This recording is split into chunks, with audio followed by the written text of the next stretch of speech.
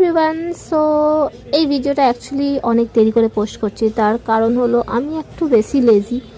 কখনো কখনো ভাবি ভিডিও করতে ছেড়ে দিব, কখনো কখনো ভাবি কন্টিনিউ রাখবো, জানি না কী যে হবে আমার। তবে এইটা ছিল আমার দীঘার ভিডিওটা, যেটা আমি রুমকিদি, বুম্বাদা আর সানি 4 জন মিলে ঘুরতে গেছিলাম বোনের বিয়ের আগে। তো ভাবলাম কিছু ক্লিপস করেছিলাম রেকর্ড, সেটা ভাবলাম তোমাদের সাথে শেয়ার করি। কারণ এখন থেকে আমি ভাবছি কি একটু একটু আর কি ফেসবুকে ভিডিওস দেওয়া স্টার্ট করব। আর যেহেতু আমরা প্রথম দিন এসেছিলাম মন্দারমণিতে, আর এইখানেই আমরা ছিলাম।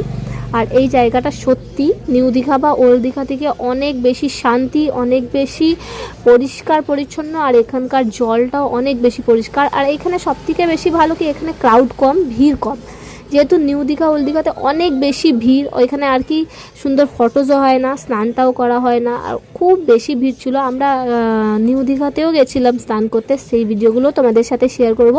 তবে আমার মন্দারমণিটা খুব পছন্দ হয়েছে। অ্যাকচুয়ালি সানির খুব ইচ্ছে ছিল, মানে আমরা অনেকবারই দীঘা এসেছি কিন্তু মন্দারমণিতে কোনো দিন থাকিনি, কিন্তু আমার বরের খুব ইচ্ছে ছিল মন্দারমণিতে থাকার।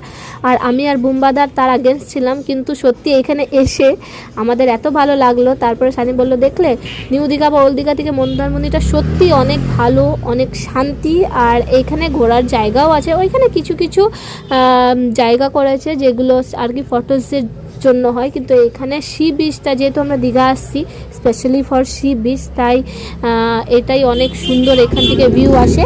সমুদ্রতে স্নান করার পর আমরা চলে এসেছি এখানে সুইমিং পুল, হোটেলের সুইমিং পুলে স্নান করব বলে। কিন্তু এখানে আমরা একটা রিলস বানাচ্ছিলাম, যেটাতে সত্যি খুব ভয় লাগছিল। আর এখানে ঢোকার পর মানে জলের মধ্যে যাওয়ার পর কানে মুখে পুরো জল ঢুকে গেছে, সানি তো সেই নাক বন্ধ করে। আর বুম্বাদার শুধু জামটা তোমরা দেখো, এই যে এরকম হলো, আমাদের রিলসটা পুরো বরবাদ হয়ে গেল।